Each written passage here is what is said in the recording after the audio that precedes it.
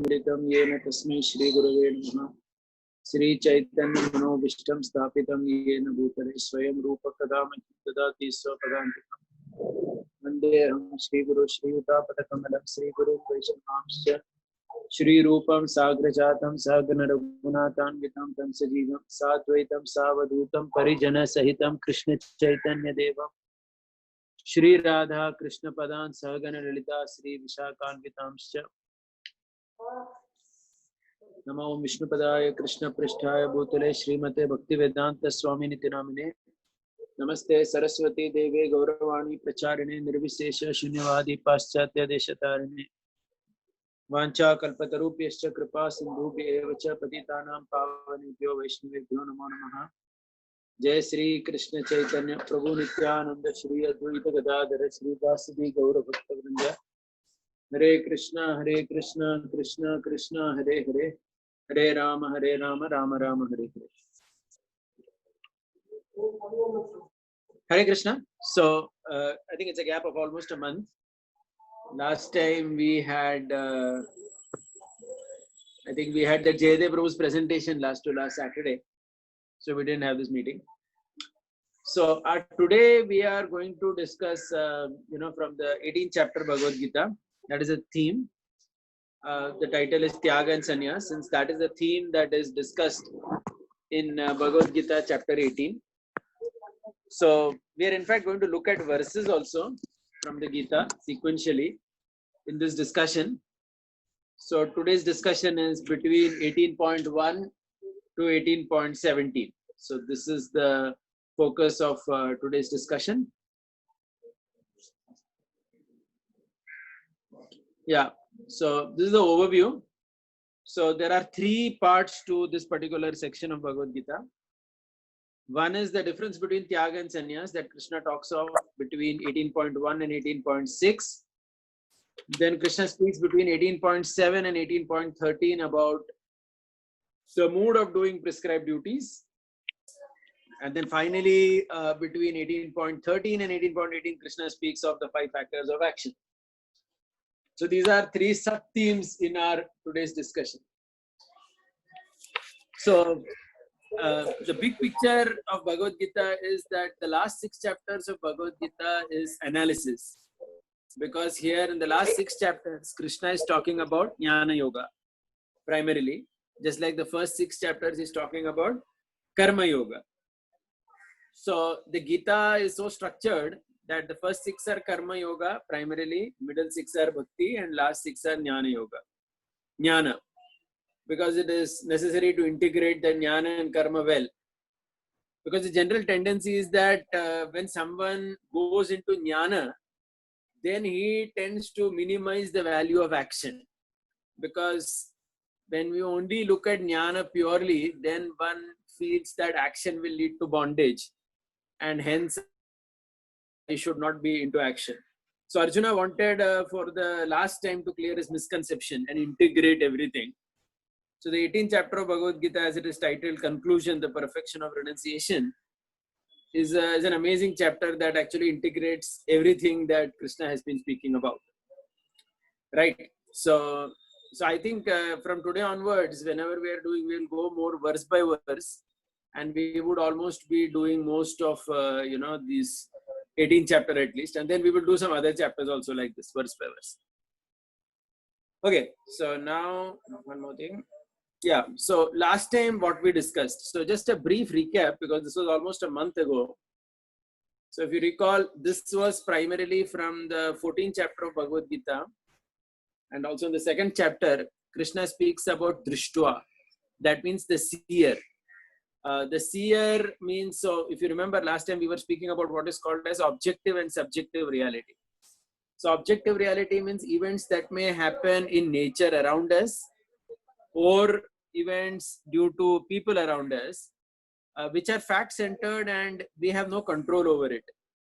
Whereas subjective means how I would look at those situations and happening around me. So simple example, so rain, it's an objective event. It doesn't really care for what people feel when there is too much rain or too less rain. but how we look at that rain and make decisions, that is up to us. So like that, you can take anything around us, like the coronavirus also. It's a fact-centered thing, right? So that is objective reality, and subjective means how I look at it. So Krishna does speak in the Gita about this concept of drishtuva or seer. That means the person who sees. So he's that subjective person, and how he integrates these two things. So if you remember, we were giving several examples in this. We were also saying that how, so we were talking about like passing away. So just like Bhishma Pitama, when he's passing away, so many people were around him. But that objective reality may not be there for everybody. Like when the Pandavas were passing away, there was nobody around them. Each of the Pandavas just fell down alone. Or Kunti, when she was in the forest, she was burned. There was no one there. Right? So we were also speaking of how Bhakti Charu Maharaj, for example, when he passed away, there was nobody around him. When Prabhupada passed away, there were so many people. So these external situations, which is an objective reality, this may change for different people in different ways. But the real question is, how does the individual see? So that is why we were also talking about how that individual growth is very important. Because when the individual has grown well, then his subjective reality actually improves tangibly. He becomes a seer, a rishi. A rishi in Sanskrit literally means one who can see. Right? So one who can see means what? I mean, everybody is seeing the same thing. So when they are saying one who sees, what it means is he can see. That means his subjective reality has matured to such an extent that what is happening objectively around him, he is very less affected, or he can adjust with that. So this was one of the themes that we spoke of last time. So we are moving ahead with that. Okay, so now coming to the 18th chapter. So today's discussion, as I told you, is about the 18th chapter of Gita. And here what happens is, Arjuna, you know, if you see, interestingly, the first of, we'll be also reading the verses. So if all of you, whoever are, you know, kind of there in the meeting, if you can have a Gita in front of you, that would also help, because we would be looking verse by verse. So if you look at the text 1, Arjuna vacha, Sanyasasya Mahabaho Tattva Vichchami Veditum Tyagasya cha Rishikesha Pratak Keshi Nishudana. Arjuna is saying, I wish to understand the purpose of Tyaga and Sannyasa. So basically, that is how he opens up, right? Sannyasasya Mahabaho Tyagasya cha Rishikesha. I want to know the difference between Tyaga and Sannyas. This is a question that Arjuna is asking. And it's interesting because he's asking almost the same question the third time. He had asked this in the 3rd chapter, first verse. If you see, he had asked about, you know, why to renounce or why to act and so on. In 5th chapter, first verse also, he had asked a very similar question. And now again in the 18th chapter, he is asking. You know, this shows that even for Arjuna, it took some time to, you know, get everything together, what Krishna is speaking. So, right, because as I told you, generally when we hear about jnana, then we automatically minimize karma. So this happens with everybody. So just like all of us also remember, you know, when we came to our Krishna consciousness in our college days or whatever, when we heard the philosophy, especially the, you know, the strong part of the philosophy, immediately there was some kind of vairagya. We felt that, oh, I should not be, you know, working so hard, or I should not be, you know, too materialistic. So one immediately, the jnana, generally the nature of jnana is that it makes one move away a little bit from karma. It's kind of natural. So that is why integrating it is not that easy. And that is why Arjuna has been repeatedly asking a similar question. And now again he's asking this question for the 3rd time. What is the difference? But of course here it's more clear. He's asking a question, what is the difference between Tyaga and Sannyas? Now let us see Krishna's replies, which are amazing. Shri Bhagavan Uvacha, Kamyanam Karmanam Nyasam Sannyasam Kavayo Viduhu Sarva Karma Phalatyagam Prahustyagam Vichakshanaha. The Supreme Personality of Godhead said, the giving up of activities that are based on material desire is what great learned men call sannyas, and giving up results of activities is what the wise call tyaga. So Krishna is very nicely saying that. He's giving a one-line definition. He's saying that sannyas means giving up activities. Please note, kamyanam karmanam. Kamya karma means what? Now you look at the Sanskrit. Kamya karma nyasam. Kamya karmanam nyasam means, that means giving up karma which is based on kamya. That means, for example, putra kamishti yagya. That means somebody wants a son. Or dhana prapti. Somebody wants wealth. Rajasuyi yagya. Somebody wants kingdom. So these are all what is called as kamya karma. That means you are doing something because you want something. You want a child, you want money, you want to govern. So sannyas means to give that up. Correct. So that is what Krishna is saying as sannyas. But tyaga means Krishna is saying that the giving of result of activities is called tyaga. That means that attachment to that activity. Now, if you see clearly, as per Shastra, giving up formally of activities, which is the sannyas thing, this is actually there for everyone at some point of time, right? So everyone at some point of time is supposed to be giving up everything. And as one moves closer towards death, that again becomes important. When one is in old age, one is supposed to give up, so for example, a 70-year-old man or woman cannot think that now I want to become a PhD scholar. It's not possible. That's not what that person is supposed to do now that he's 70-year-old.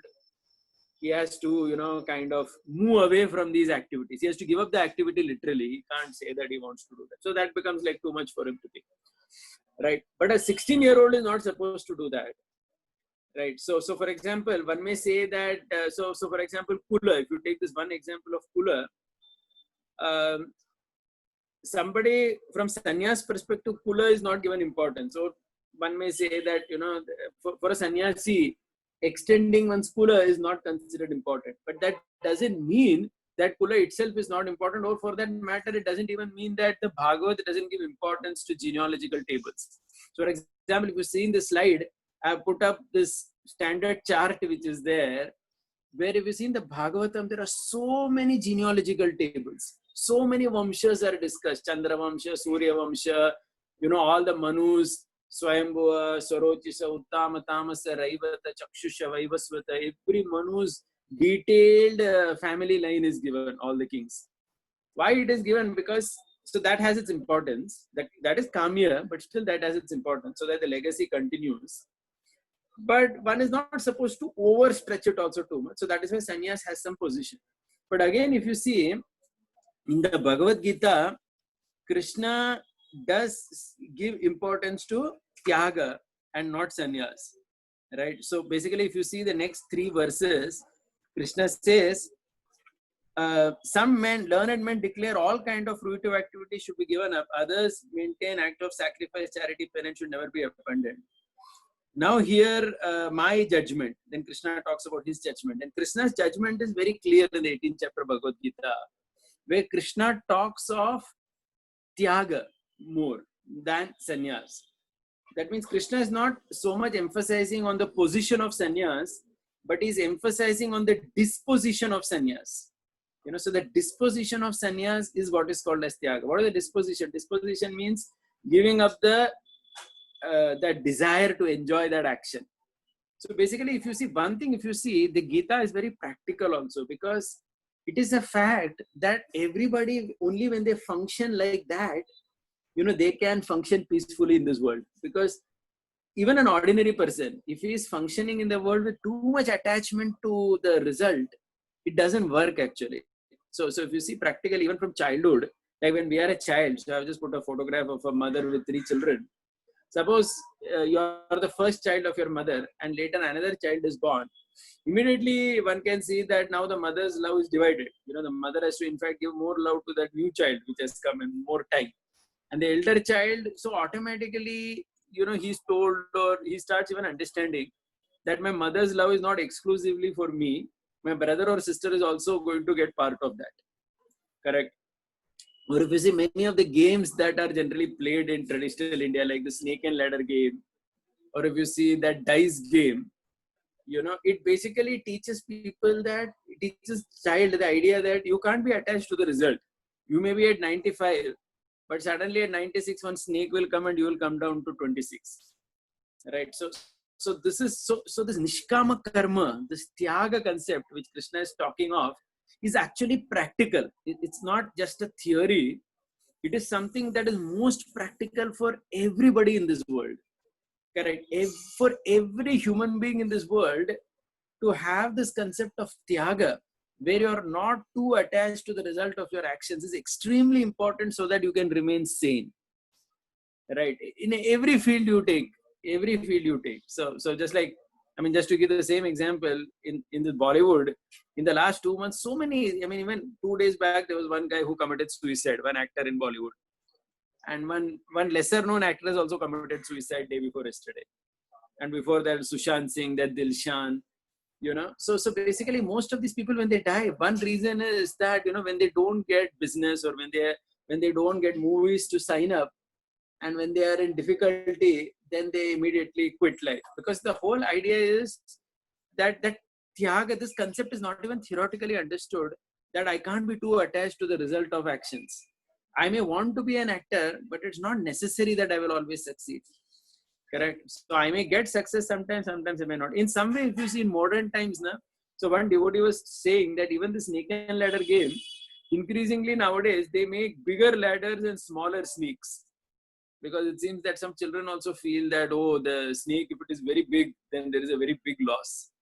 So somehow we want to protect people from this idea that, life, the reality of life, where you can suddenly come down also. Okay. Or like sometimes in schools we see nowadays, when prizes are given, almost everybody is given a prize just so that everyone feels happy. But that's not the real world. In the real world, somebody actually gets a prize, right? Somebody, you sit for UPSC exam. Some children will crack UPSC exam and some children are going to fail in that.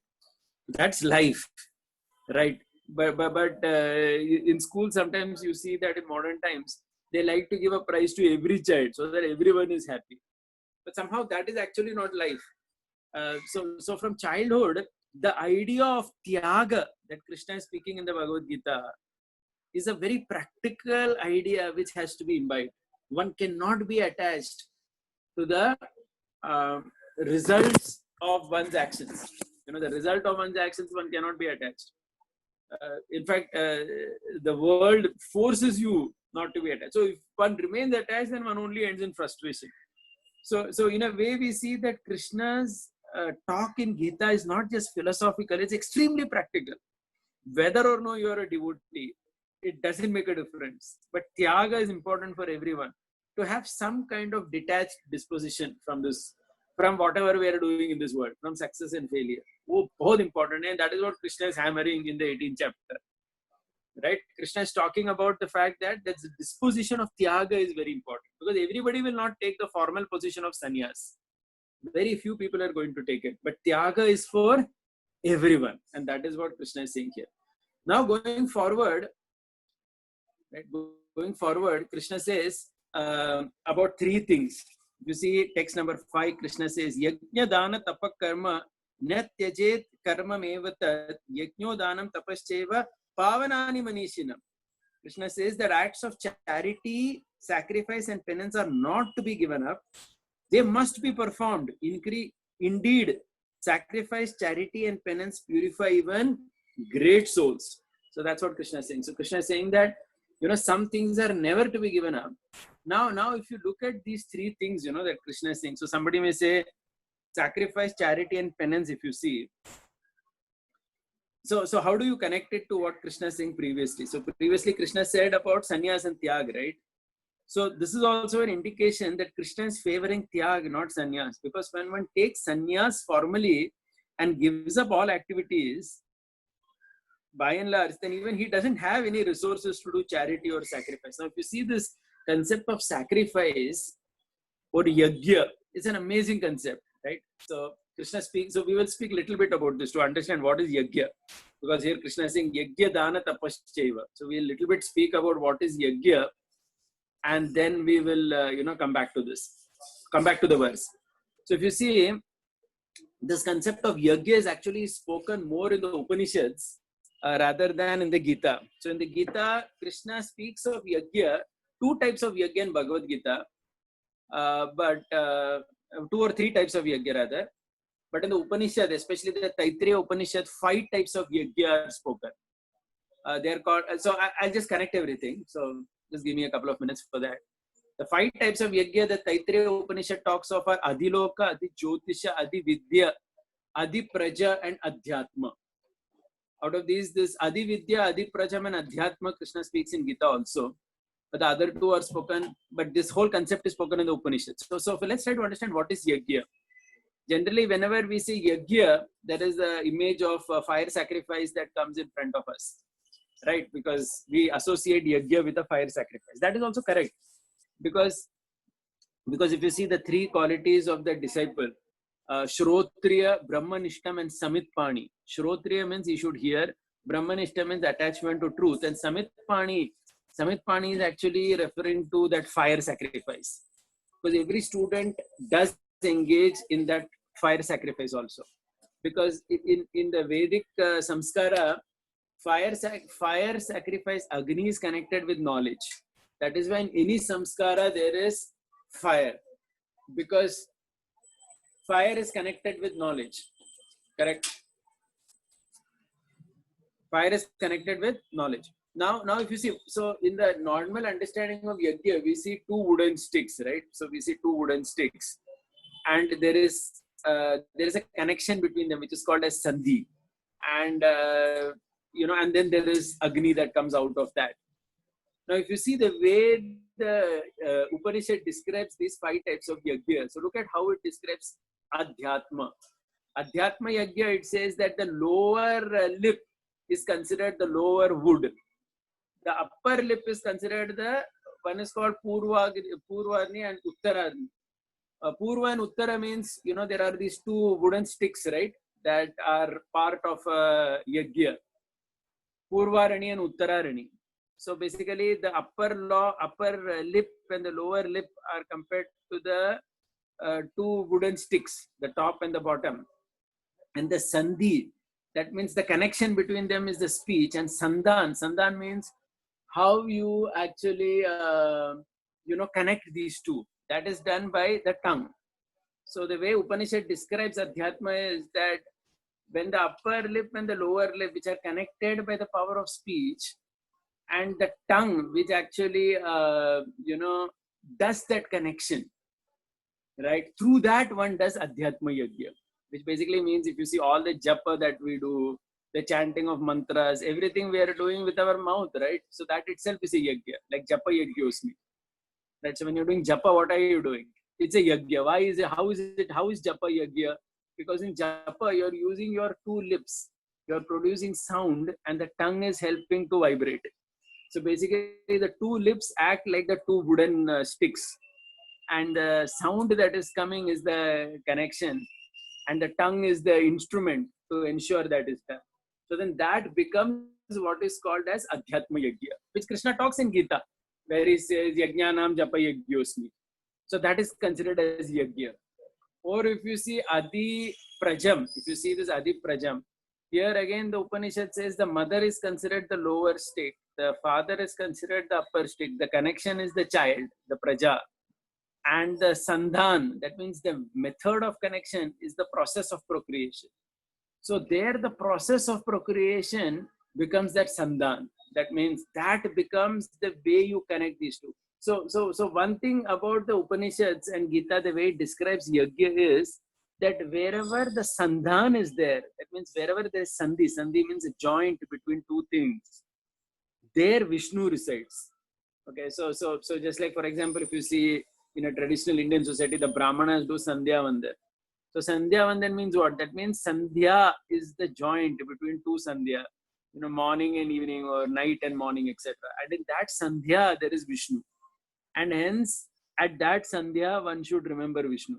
So every connection point is the Sandhan, that connection between 2 things, and there Vishnu resides.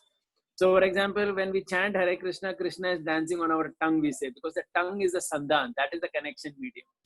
Similarly, when a husband and wife come together for the act of procreation to produce a child, in that procreation, there is Krishna. So that becomes the Sandhan, that is the connection between them. Hence, there again Vishnu resides.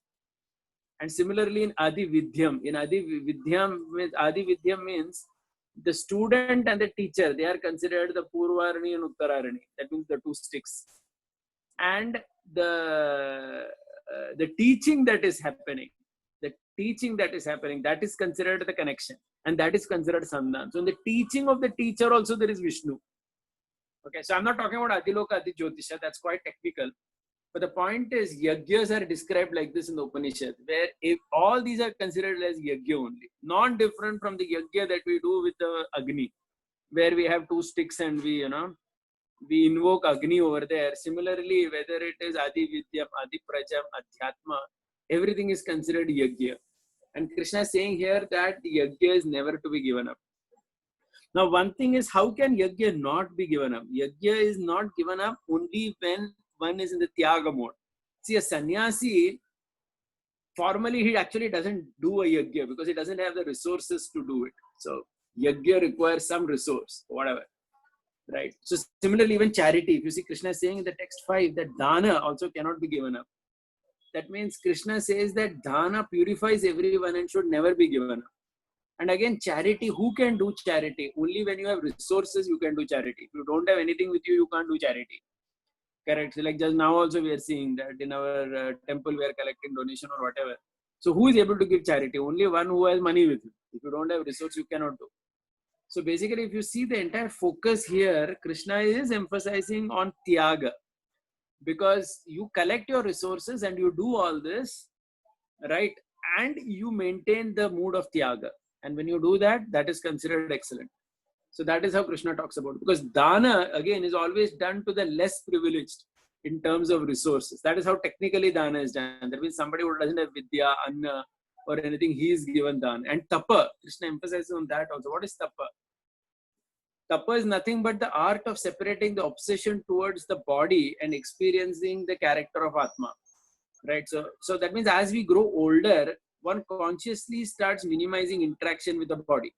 So it's not just about eating or sleeping less, but less of social interaction or in fact, even allowing the next generation to take over. That is actually tapa. Where sit back and allow people to take over things, etc. Right? Position or whatever. So that is actually tapa. So this yajna dana tapa, Krishna says, is for everyone. Right? And now if you see text number 6, Krishna says, Etan yapitu karmani Sangam Tyakpa Falanicha Kartavya Niti Me Partha Nishchitam Mamanuttamam. He says all these activities should be performed without attachment or expectation of result. Right? They should be performed as a matter of duty. That is my final opinion. You see 18.6, Krishna really says, Krishna makes his point very clear that he doesn't favor the sannyas thing, where giving up of activities. Rather, Krishna says that do everything, but give up that attachment and the expectation of result. That means be in the mode of Tyaga, right? So Tyaga means that giving up that attachment. And that is what, Krishna actually is appreciating. Now, if you see in the next section, Krishna emphasizes on that even more. So have a look at this one now. So this is the second part of the 18th chapter that we're discussing today, where between 18.7 and 18.12, Krishna talks about this even more elaborately. How the prescribed duty, one must do it in the mood of Tyaga. And these verses are amazing and beautiful. If you see 18.7, Krishna says, Niyatastu sanyasaha karmano no padyate mohat tasya parityagas tamasa parikirtitaha. He says prescribed duty should never be renounced. If one gives up his prescribed duty because of illusion, such renunciation is in the mode of ignorance. Krishna says that if somebody is giving up his prescribed duties, karma, out of illusion, then that is tamasic, he says. In the next verse, then we will discuss everything together. Dukkhamiti eva yat karma kaya klesha bhayat tyajet sakritva rajasam tyagam neva tyaga phalam labet. Krishna says anyone who gives up prescribed duties as troublesome or out of fear of bodily discomfort is said to have renounced in the mode of passion. Such action never leads to elevation of renunciation. So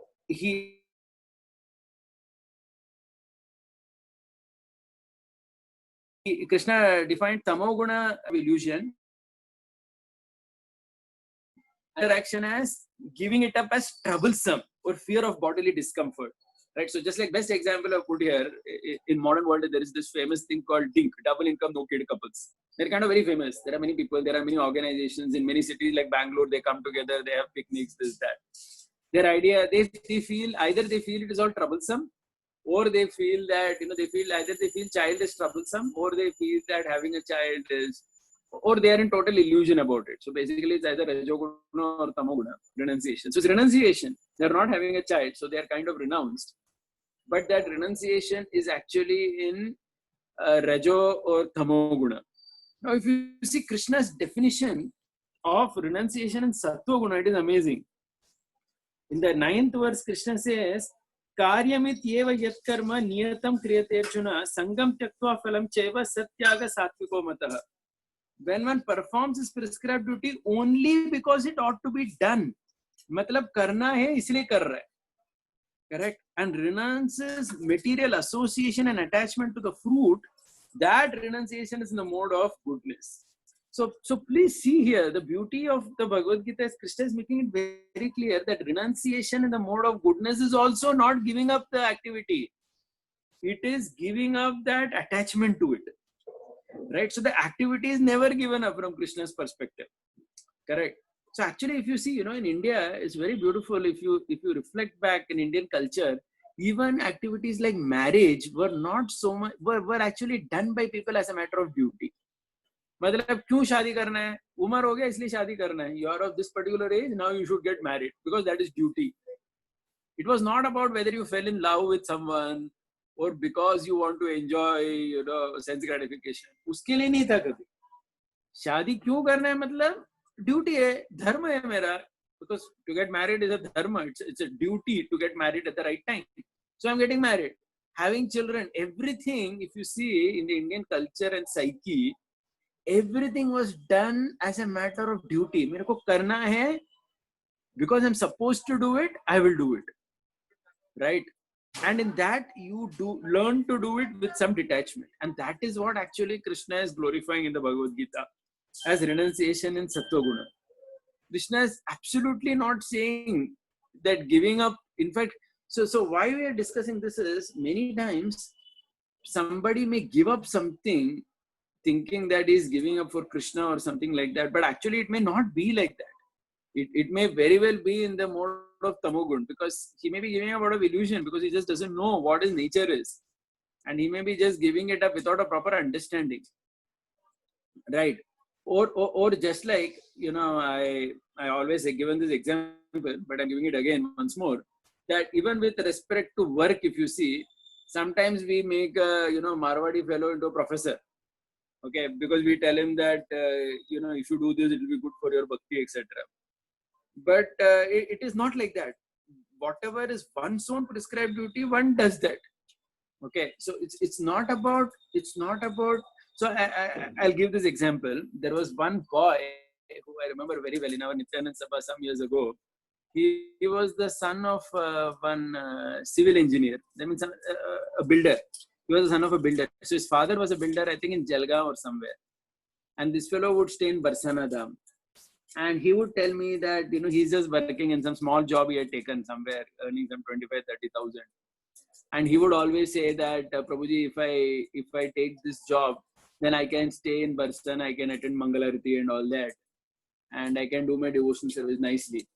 But if I have to go back to Jalgaon and join my father's business, then maybe I may not be able to attend Mangalarati and all, or I may not be able to do devotional service so nicely. So that was his idea. I don't remember it was Jalgaon, but it was somewhere in Maharashtra. So I had a lot of arguments with this boy for several months, in fact, for a couple of years. I don't know where he is now because I lost touch with him. I don't see him around now. So, but I would tell him that, see, try to understand that his Swadharma was what? He was coming from a family of business people and his father was a builder. Okay. So applying Bhagavad Gita for him means to understand that his prescribed duty was to do that business. And in that he would actually flourish materially, and subsequently he would flourish, in all kind of ways. So the point is, something may look immediately good for bhakti, like not going to your father's city and joining his business, but rather, staying here only and, doing something like that, attending Mangalarati and all. You may do that because when he goes home also, he can do Mangalarati, but it may be a little difficult without strong association. But the point is, If the personality only does not exist, then what is he going to do? So please try to understand this. So there is the personality, the person who must first of all exist. If the person exists, then everything else is possible. Now, for that person to exist, only according to his own prescribed duty when he functions, he can exist as a person. Okay, so if this businessman's son, we put him in an environment where he doesn't do business and he's not even earning money properly and he's doing something else, maybe in a very short term it may look it is good for his bhakti. But then if he only doesn't exist after some time because he cannot sustain or live like that, then what is he going to do? Basically, it makes no sense. So that's why if you see Bhagavad Gita, it is so much about that personal life of Arjuna. In a way, if you see Bhagavad Gita, Krishna is personally addressing Arjuna's problem, right? Arjuna had this problem that he couldn't fight Bhishma and Drona, and it was for that reason that this whole Bhagavad Gita was said, right? So that he understands that no, I should fight them, etc. Okay, so the point here is that the individual. So I have put a chart of astrology over here, where we say that the first house in astrology is about oneself. That means the first house of dharma is about you. Then there is the dharma of family, dharma of society. Similarly, artha. First, the artha is of the individual. So if you see, there are many houses in astrology, we say. And the first houses are always about the individual. Then about the family, and then about the society. The reason is, unless the swa exists, swa means that individual. So that may be swartha, then nothing else exists. So that is why, if you see in this particular section of Gita, Krishna is making it very clear to Arjuna that he has to stick to his duty because it has to be done, and renounces the attachment to the fruit. Then he is doing sattviki renunciation. Otherwise his renunciation can become rajasic or tamasic. And the final point in this section is, Krishna says, Nadveshtya akushalam karma kushale nanu sajjate. Krishna says that the intelligent renouncer in Sattva-guna neither hates inauspicious work nor is attached to auspicious work. So please note this verse again. Not being hateful of inauspicious work nor attached to auspicious work. Why is Krishna saying this? Because in everyone's prescribed duty, there will be some activities which may be seen as inauspicious. Like for Arjuna, it was the act of fighting Bhishma and Drona.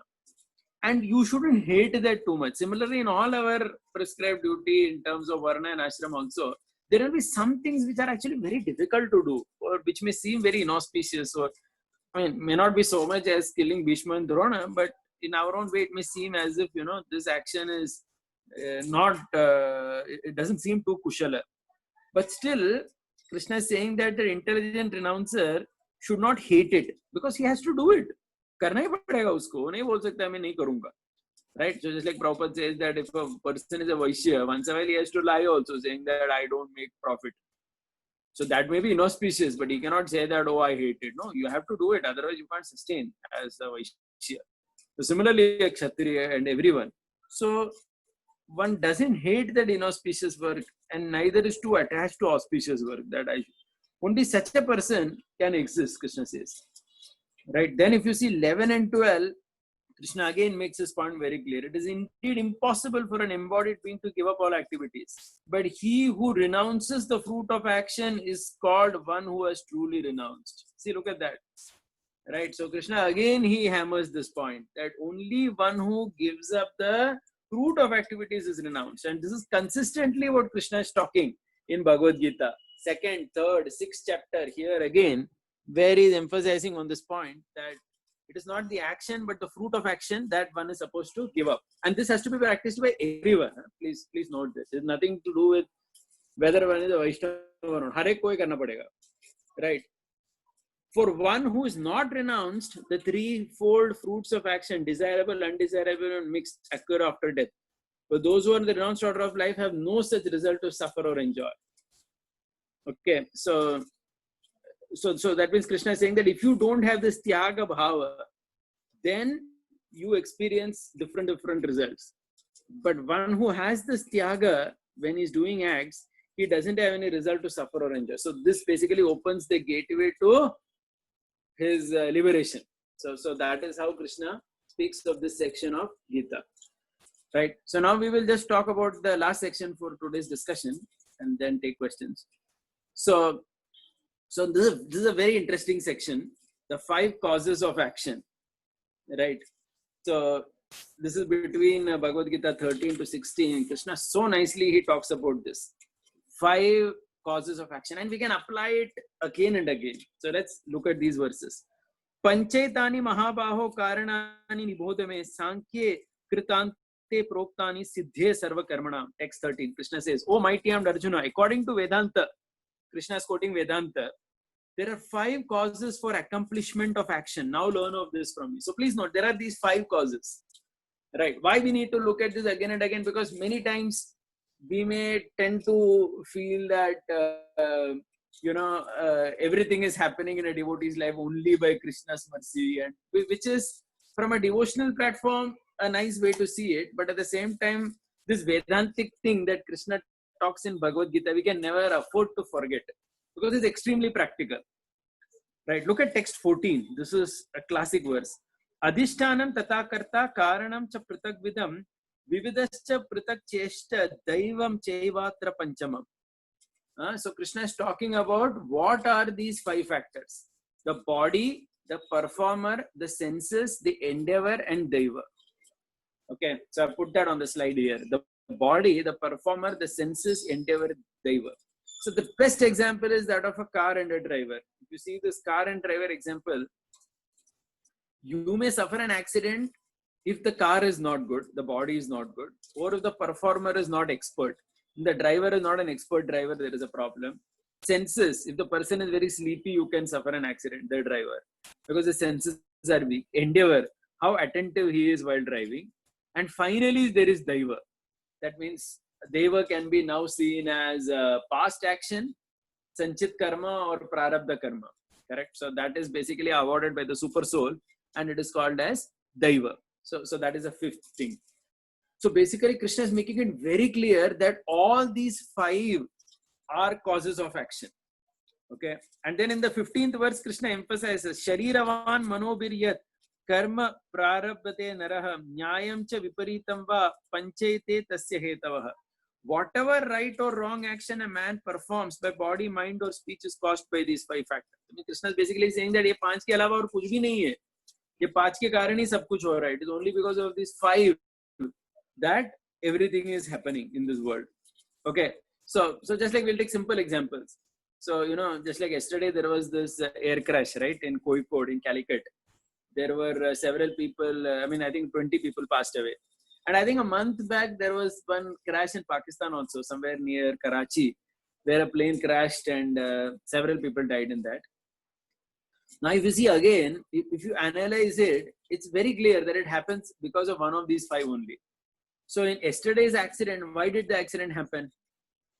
Right? The accident did not have, the accident happened because there was a problem in the kshetra. Kshetra means the body. The body here refers to that airport. This Kozhikode airport and this Mangalore airport, both these airports are at what are called as tabletop. Tabletop means they are on like a mountain. Means like a hill, small place. Right? And the runway is very small. And because it was raining yesterday very heavily in Calicut, when the flight landed, the pilot couldn't see where he's landing. So he landed 1 kilometer ahead in the runway. And because of that, what happened? The runway is very small. So he fell off the other side. And when he fell off, the plane broke into 2 and almost 20 people or whatever lost their life.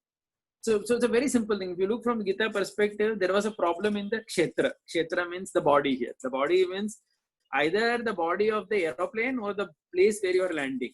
So the place where the pilot landed, it was a problematic place. Correct. Endeavor was there. The performer was very good. They say that that pilot was a very experienced person. Correct. And he was alert. All that was correct. But the place was a problem and that environment was a problem. Right. So the problem was in the kshetra. It was raining very heavily and the place was a small runway. The accident to hona hi tha, from that perspective. If you see from these 5. Now, if you look at that 2 months back when the Pakistan plane crashed, there later when they heard all the recordings, there was a news article that said that actually it was pilot's mistake. The performer ka mistake tha. plane में problem नहीं था, landing में problem नहीं था. So what had happened is that performer who was there, he was continuously throughout the flight, both the pilots were talking to each other about corona throughout the flight. And because they were talking to each other about corona, they were very careless. So the first time they tried to land, they forgot to open the wings. Some particular part of the plane they forgot to open, because of which when it hit the ground, it actually broke. And then they had to again take the flight up in the air, and then second time they couldn't land only. So basically, there was an article that said that it was pure carelessness of the pilots, because of which that accident happened. So in this way, if you take any event in this world, we can easily understand the body, performer, senses, endeavor. These things are there. So when does Daiva come into picture? Now this is very interesting. When does Daiva come into picture? Daiva comes into picture when only nothing else you can explain something by. That means अगर आप किसी चीज को बाकी चार के हिसाब से समझा नहीं पाओगे तो बोलना चाहिए कि दैव था. So just like in Ramayana, when Ram and Bharat, when they are conversing, Ram tells Bharat, very interesting, in the Ramayana, when Ram and Bharat, they are conversing, Ram tells Bharat that our father never did this before. That means whatever Dasharath Maharaj did in the last stage of his life, what did Dasharath Maharaj do? Last minute, overnight he decided to do the coronation of Lord Ram. And, he did not tell too many people about it. Jaldi mein karna chahte the wo. उसमें बीच में कैकेयी ने किया. Then Dasharath Maharaj got stuck. He didn't know only how to respond. There are many ways he could have done. He could have said that, let me discuss with Sumantara or Vashishta. He could have told that to Kaikeyi. But he did not. Right? So he felt that I'm stuck. So basically Ram analyzes his own father's decision and action and tells Bharat that our father has never done this before. ऐसे काम अपने पिताजी करते ही नहीं थे. Hence we can understand that it is Daiva. So the general rule of thumb is that when, if you can't explain something by any of these, then you can say that it is Daiva. So let us say somebody takes care of their body very nicely. Somebody does yoga daily, अच्छा endeavor करता है, सात्विक आहार खाते हैं, सब कुछ ठीक ठाक करते हैं. लेकिन let us say somehow suddenly something happens in his body and he dies. मतलब आप समझ रहे हो ना? Person took very good care. So generally it doesn't happen. If you take very good care, then but despite your taking care, that means despite your body being in good shape, the performer being careful, endeavor done properly, ये सब करने के बाद भी अगर मृत्यु आया, then one is supposed to say that ये देव के कारण था. This is the understanding from Gita, right? So one cannot simply jump and otherwise say that ये देव के कारण हुआ if I have not taken care of something. Are you getting my point? So just like if I drive a car in the middle of the night, at 2 a.m. I start driving a car and I have not slept properly, it is but natural that I may meet with an accident. Now, when I meet with an accident, I can't blame Daiva for that because my senses were not properly situated. Because I was feeling sleepy, so I fell asleep on the wheel and hence I met with an accident. So now I can't say it was Daiva. But if I have done everything very carefully from my side, but still somehow something happens, then only Daiva comes. So this is the general understanding from Gita and Vedanta that we get. Because 5 factors are there for action, and hence one should not immediately jump and say that it was Daiva for anything and everything. As in, are you getting it? Maybe on a devotional platform it is fine to think that it is Krishna's mercy on me. But as a matter of fact, one doesn't analyze it like that. Okay, and Krishna makes it very clear. Shariravan manobiriyat. Whatever right or wrong a person performs by body, mind, or speech is caused by these 5 factors. So now, how do you apply it also? Another important application of this is found in the Mahabharata. Where in the Mahabharata there is one particular discussion between the Pandavas, Draupadi, and one Rishi in the Vanaparva, where what happens is they say that for any problem there are 4 types of solutions. They say. The first, so why there are multiple solutions? Because there are multiple causes to problem. Are you getting it? Because see, the problem can be caused either by your body, by performer, by endeavor, or by Daiva. अभी किसके कारण हुआ है आपको मालूम नहीं है. So इसीलिए the solution is also different. So one type of solution is basically philosophical. That means आप philosophy सुन के, yeah, second is psychological. That means by counseling. Because philosophy and psychology, if you see, hearing philosophy or hearing counseling, that means psychologically when you try to solve something, then what happens is the performer gets a good understanding. And when he gets a good understanding, then many times his problems are solved. So there are many problems in the world, if you see. They can be solved by a proper understanding or by proper counseling. अच्छी तरह से समझाया तो व्यक्ति सुधर सकता है. Because then he understands. The performer understands and I'm supposed to change. There are other types of problems, the Mahabharata says, which are solved by addressing the physical reality. That may be by taking medicine, or by changing the food, or by changing the nature of work. That means by addressing it at that level of body. So somebody may be having some problems, so then that will have to be addressed. Or some things it says are to be addressed in terms of Griha Dosha. Griha Dosha means like planetary positions, because that is Daiva. So please note, your Daiva is controlled by planetary positions. And hence, so just like, for example, if you're reading the Bhagavatam, whenever Supreme Lord comes also, he comes in the most ideal planetary position. Now Krishna is coming. If you see Chaitanya Mahaprabhu's birth, even if you see Varahadev, when Varahadev comes to kill Hiranyaksha, the Bhagavatam says that he came to kill in Abhijit Muhurta. That Abhijit Muhurta was such a Muhurta where he would get victory. Correct. Now, one way you may say that, Arey, why should Varahadev bother about Abhijit Muhurta? Koi bhi Muhurta mein hai to bhi maar sakte the. Nahin, waisa nahi hai. He showed an example that in the world, when you want to do something, then you align with Daiva. Because Daiva is indicated by planetary positions. So, Abhijit Muhurta mein aane ke karan thoda success ka probability zyada badh jata hai. Of course, again, please try to understand, we are not saying that Varahadev is not powerful or anything. But the point is, even the Lord shows that. Yo Daiva ke hisab se chalate. So, that like whenever any marriage is done, why do we see Muhurta? We see Muhurta because we want to align with Daiva. Because acha Muhurta mein kiya to Daiva is good with us. Correct. You can do in a kharab Muhurta, but then the consequence may be bad. Like Diti and Kashyapa, they did union at a wrong Muhurta, and Hiranyaksha and Hiranyakashipu were born. Right. Like Jatayu stopped Sita from being kidnapped at that Muhurta. And when the next Muhurta came, then it was ascertained that whatever is lost in that Muhurta will always be found. So basically, if you see Shastra carefully, solutions are there in all these levels, because action is due to all five things. Action is due to body, due to performer, due to senses, due to endeavor, and finally due to Daiva.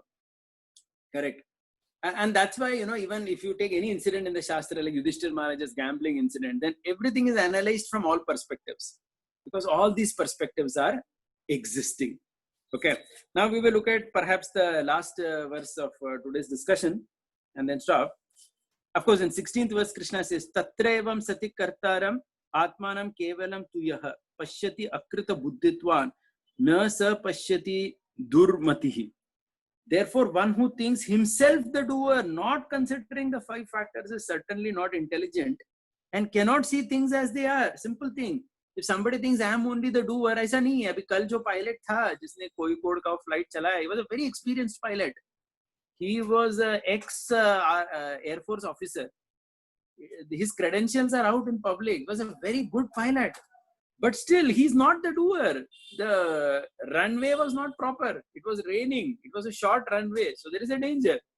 Right? The place of action was problematic.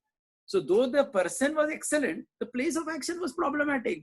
Hence, accident probability increased, and it happened. So this is how you see it. This is how you see this particular verse, 18.16. Nobody can think that they are the only doer. So you may be good, but then it depends. Are other things in place? Right? You may be good, but maybe your endeavor is less. Maybe you are very outstanding, but maybe you worked less to get that fruit. Maybe the place where you worked is a problem. वो जगह ठीक नहीं था. Right? Or maybe your Daiva is not there. So that, of course, you can say only when everything else is proper. Then only you can blame Daiva. But still, the point is that, so that's what Krishna is saying in 18.16. Nobody should think they are the only doer, because other things are also there. And we understand and appreciate that. Now the last verse under discussion today. This is a beautiful verse. Yasya naham krito bhavo buddhir yasya na lipyate hatvapi sa imal lokan nahanti na nibadhyate. It's a wow verse in Bhagavad Gita. Krishna says, one who's not motivated by false ego, whose intelligence is not entangled, though he kills men in the world, he does not kill, nor is he bound by his actions. So it's an amazing verse. If you just see the translation, Krishna is basically saying that one who does things without false ego, that means ahankar ke bhav se nahi kar raha hai. That means he is not doing it for himself. Correct. Ahankar means what? Doing it for oneself. That means mere indriya trupti ke liye nahi kar raha hai wo. He is either doing it for the good of the society, the world, or whatever he is doing it. Such a person, even Krishna says, even if he does an action like killing, he doesn't incur any reaction. He is free from it. Right. So this is there are many examples of this. Why Krishna is saying this? One immediate reason why Krishna is saying this to Arjuna is because Krishna wants Arjuna to understand that if he kills Bhishma and Drona, right, even though he's doing the action of killing them, because that was Arjuna's problem, still, even if he does that action, he's not going to get bound by it because he's not doing it out of ahankar. He's not doing it out of false ego. He's very clear about why he's doing it. Okay, so I'll just end with this this one story. I think I have narrated the story once before, but it's a Rajasthani folk tale. The folk tale is that there were two soldiers who were fighting, and when they were fighting, one of them was about to kill the other. When one of them was about to kill the other, at that point of time, that other person spits on the first person's face. When he does that, the first person, he stops killing. He tells that, why did you spit on my face? Now I will not kill you. Because now if I kill you, it will become murder. Because now, because you spat on me, I have become personally angry with you now. So now if I kill you, from my side, it will be murder. And from your side, it will not be a veer maran. It will be, it will be like somebody has killed you. And you will not get any benefit out of it. So I'm not going to kill you. Because we both were not fighting because of any personal enmity with each other. There was nothing personal between us. We were fighting because we represented our own kings. I represent my king, you represent your king. We are fighting and I was about to kill you. I had no personal hatred towards you. But now that you spat on my face, I will not kill you. It's a folk tale. We are not even sure whether it happened literally like that. But it basically it shows the spirit of Indian Kshatriya. Where you see this particular verse, 18.17 Bhagavad Gita in action.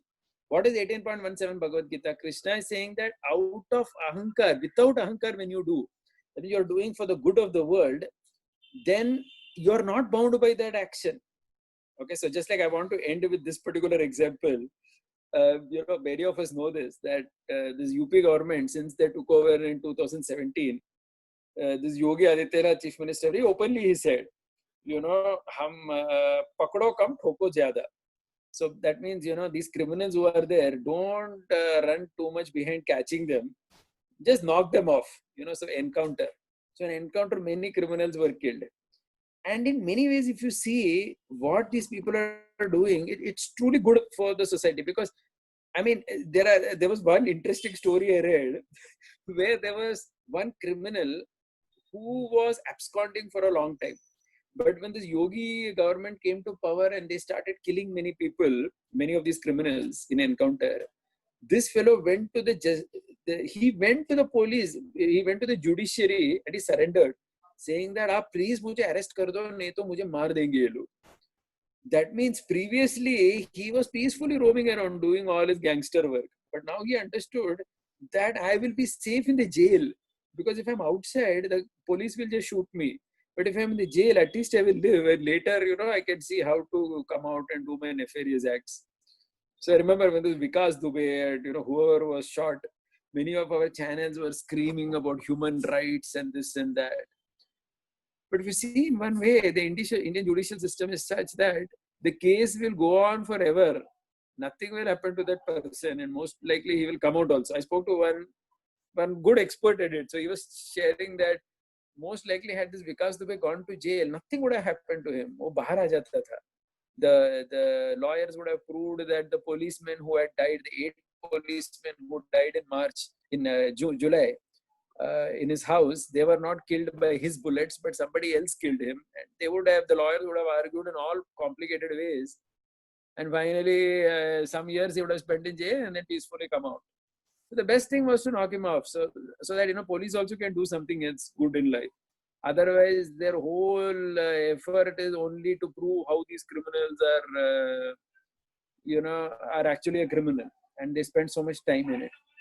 So sometimes a government actually may take such an action of killing Externally to all the human right people, it may seem as a big violation, but at least from Bhagavad Gita 18.17, if you see, there is no false ego involved here. That means these people are not doing it for their own personal benefit. They are not getting anything personal out of it, but they have understood whatever the circumstances is the only way to deal with it. You just kill them. So I remember in Hyderabad also last year, there were some 4 rapists who had raped and killed one young girl. And next day, the police, they took them at 3 a.m. in the morning to that spot and they killed all of them. Right. And they were very much, though the human rights organizations were crying left, right, center about it. But the common people were very more practical and they were happy that these people got justice. Otherwise, the case would go on for years and nothing would happen. So again, if you look at from Bhagavad Gita 18.17 perspective, if you're really doing something for without personal motive behind it, for the good of the world, for the good of society, right, without any ahankar involved in it, even if it involves killing people, there is no reaction. And that Krishna is telling Arjuna in the context of killing Bhishma and Drona. But we can see it in so many ways. Right. So in this way, we just, okay. I think Hare Krishna, thank you. So we just take questions, but meanwhile, I'll just briefly recap what we did. So there were only 3 points that we discussed today. The first point that we discussed was Tyaga and Sannyas, if you recall. So I said that how Arjuna had this question between what is better, Tyaga or Sannyas, and Krishna very clearly says in 18.6 that he favors Tyaga over Sannyas, right? Because Sannyas means giving up of Kamya Karma, and Tyaga means one doesn't give up the action, but one gives up attachment to that result. And we were discussing how from childhood, a child needs to learn this, how to do actions without being too attached to that act, to that result. I may study for my exams, but I may not get marks.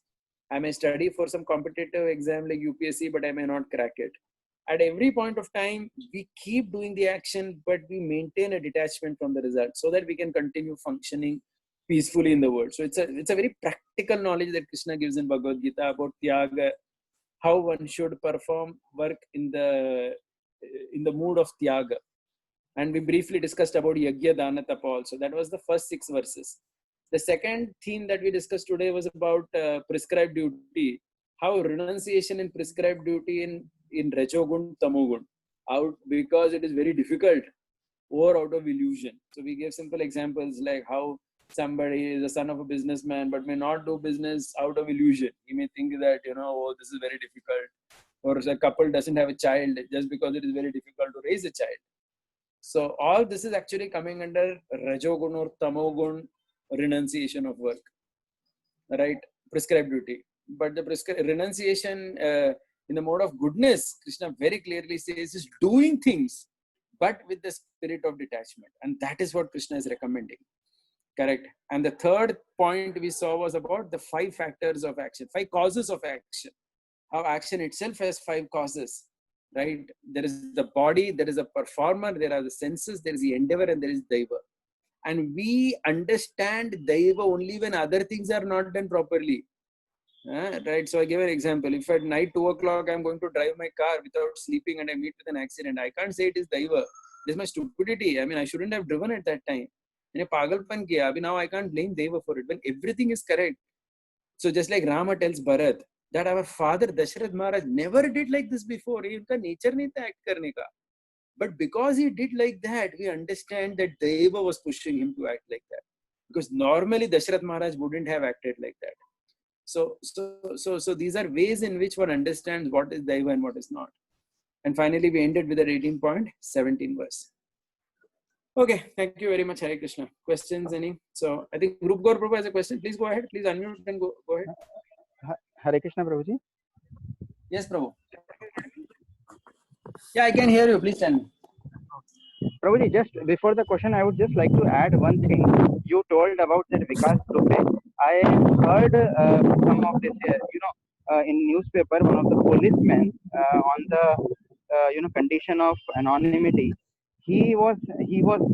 I think he was there in that party which encountered Vikas Dubey, and he was telling that Vikas Dubey, he was, sort of smiling and talking, and he said to this policeman that, you see, actually, I was very angry. So in my bout of anger, I did this action. And then after some time, he smiled Yeah, can you and repeat he again? said, I lost you in the middle. this Vikas Dubey, that I was very angry. And so in the bout of anger, oh no, I killed, I did all these things. This thing happened actually in my bout of anger. And then he smiled and he said, I mean, casually he said, within 6 to 8 months, I'll be out on bail. Yeah. Not a problem. That's what he told. That within 6 to 8 months, I'll be in jail for 6 to 8 months. Then I'll get out on bail. Not a problem. So this is our, So again, if we are working very idealistically, then the system itself, creates situations where a person cannot act ideally.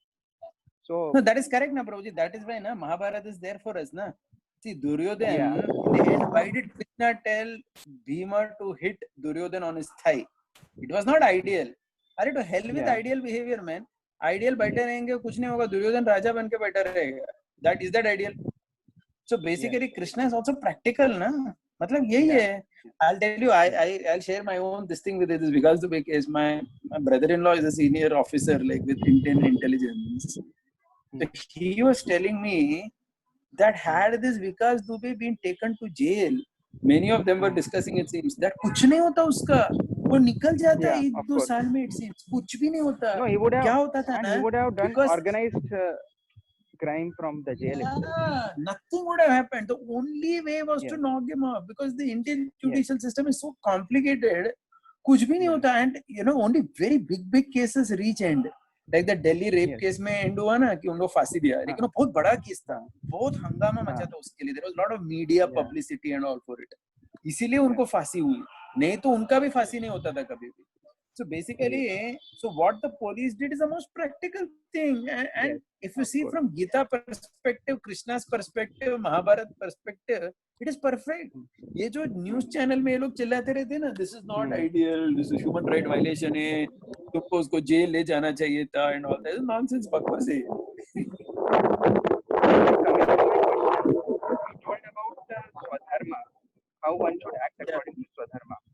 Now we see that many devotees, they, as a student, they join, they leave their, they are from, from IIT or from these many big things and very ambitious people, and then they join the temple as brahmachari to work under, with total subordination. They want, and to change themselves. Now the thing is, Prabhuji, there is, we always hear about this higher, for higher principle to neglect the lower principle. And we give this example that, we are doing it for Krishna, which is the highest principle. So for that, we can, compromise on our nature. These are all lower principles. So how do we? But practically we see that this doesn't work in the long term for many people. Although for some people it has worked. We see in our movement. For some people it has worked. And another thing, what I have seen. No, you have to just go back to Krishna's words. You have to just go. Yeah, go ahead. Another, like we see that go ahead. It has not worked for many people, but it has worked for some people. Those who have become they are from IITs and big position, but even in the movement, they are on a very high position only. So they have. So for them, it has worked because they are still in a leadership position. I don't know. Maybe that's my true or whatever. Yeah. So basically, see, Prabhuji, two things. Yeah, I got your point. I'll just answer it briefly. Two things here. First thing is that nowhere has Krishna said in the Gita that for my sake you have to give up your Swadharma. Nowhere it is said. Okay, so this whole concept, that for the higher you give up the lower. ऐसा कुछ भी नहीं. कौन सा lower है? Your Swadharma. Has anyway Krishna said in the Bhagavad Gita that you give up your action for me because you are my devotee Arjun. Now stop being Kshatriya. Now start preaching. Go around and give lecture. That is higher. Krishna has never said anything like that. Krishna has never glorified one profession over another. Krishna has never said a pujari is better than a carpenter or anything like that in the Bhagavad Gita, anywhere. Right? So let's be very clear about it. We may say anything we want, but that is not, at least if somebody says that give up lower for the higher and all that, it is not backed by Shastra. Right? First thing. Second thing, when you say that for most people it didn't work, it is obvious it didn't work because it is not the truth, so it will not work. Now, for the very few for whom it works, so can you please pause your this thing, mute. Rupgor bro, can you mute your mic? Yeah. Can you mute your mic? Yeah. Because there is some background noise there. So for those who worked in Prabhuji, it is because again, their swadharma has been taken care. Like you see in ISKCON also in our organization, there are leadership positions and there are some people who are intrinsically leader by nature. It has nothing to do with brahmachari grahastha. They are a leader by nature. And if that leadership position they get here in ISKCON as a brahmachari, they survive very nicely. So I remember once talking in great detail to my good friend Brajavasi Prabhu, who left ashram after 25 years. He told me that either you have to be a very good manager or a very good speaker to, really sustain in ISKCON as a brahmachari for several years. He said, because if you're a very good speaker, then you get that your swadharma is that brahminical nature. And if you're a very good manager, then, your swadharma is basically that of a kshatriya. And you're getting fulfillment in your swadharma. So you will succeed. But if you're not either of these or both of this, then actually it becomes very difficult. So many people say this actually, not one or two. So that is how. So even those who are continuing like that now after hearing whatever, it is because their swadharma got some proper avenue for fulfillment. Otherwise, it is not.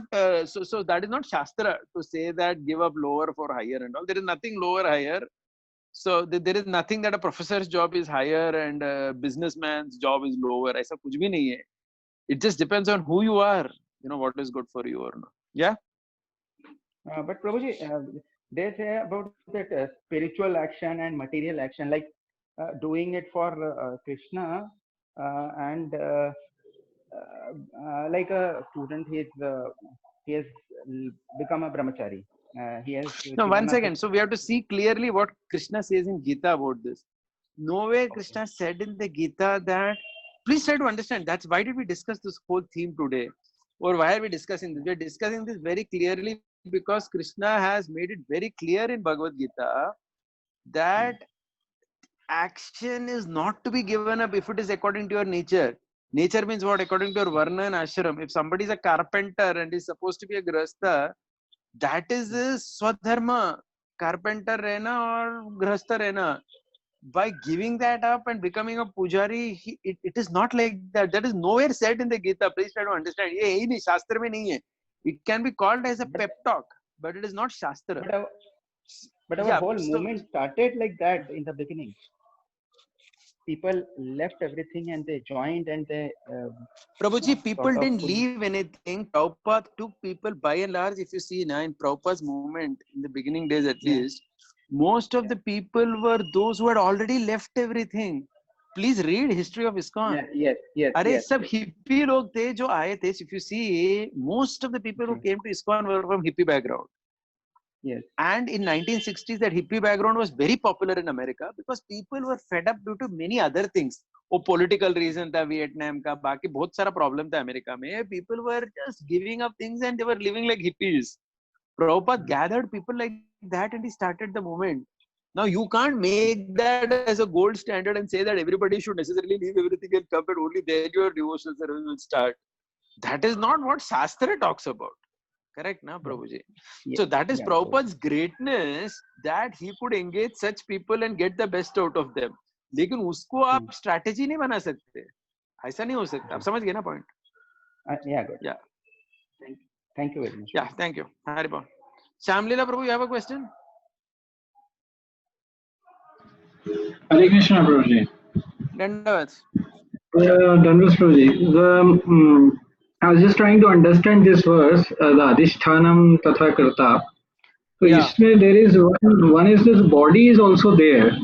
Now, what is the difference between body and senses here? it's like this. So just to give you a simple example, actually when we say body na Prabhuji, wo English translation hua. If you see actually go into the Sanskrit, it is basically the place of work. अभी प्रभु जी उसमें फर्क है ना. Simple example में बोलता हूँ, pilot है, pilot plane चला रहा है, एक है अभी उसका अधिष्ठान क्या हुआ, प्लेस ऑफ वर्क. वो एरोप्लेन एक बॉडी हुआ, उसका बॉडी नहीं है अभी, एरोप्लेन एक बॉडी हुआ, और दूसरा बॉडी हुआ जहां लैंड हो रहा है, वो भी प्लेस ऑफ वर्क है ना. The pilot is landing in a particular place. That is the place of work. That is the body. Now his senses are also there, na Prabhuji. Matlab senses now in this context could either mean his own senses, how alert he is, or it could mean the senses of the plane. That means how powerful is the plane sensory organs to take that. आप समझ गए ना. मतलब दो चीज हुई ना, एक के body. See, actually, there is a difference between body and senses. Now, since you asked this question, I will go a little bit deep into it. It will take 5 minutes or so, because I'm doing this course on Nyaya, Vedanta and Mimamsa by Sri Vaishnavas since the last 2-3 months. There is a difference between body and senses. Thoda sa 5 minutes, 3-4 minutes, you'll have to pay attention. You'll get the point. Prabhuji, when we say our sense of taste or sense of sight, the sense of sight is not the eye. The eyes that are there na, they are part of the gross body. They are a fleshy organ. वो एक चीज हुआ. But there is something called as a sense of sight in the eye. There is a sense of smell in our nose. The nose is not the sense of smell. In the nose, there is this sense of smell. So, for example, if you see Nyaya Shastra, it says that the sense of taste, which is there, is made up of water. Okay, the sense of taste is made up of water. So how do you explain that? So for example, if you see our Sankhya and Nyaya, they say that sense of taste is made up of water. Isko kaise samjhe hum? So Nyaya Shastra explains like this. Please pay attention. Nyaya Shastra says that anything in this world, if the taste has to be brought about, then water has to be there in it. मतलब simple example, आपको अगर आटा बनाना है, तो जो आटा है ना, जो फ्लोर इज देयर, गेहूं का जो फ्लोर है इनिशियली आप चक्की में पीस के आते हो, that is very dry, in that there is no taste. But जब पानी ऐड करते हो उसमें ना, the water brings out the taste of the atta. आप समझ गए ना.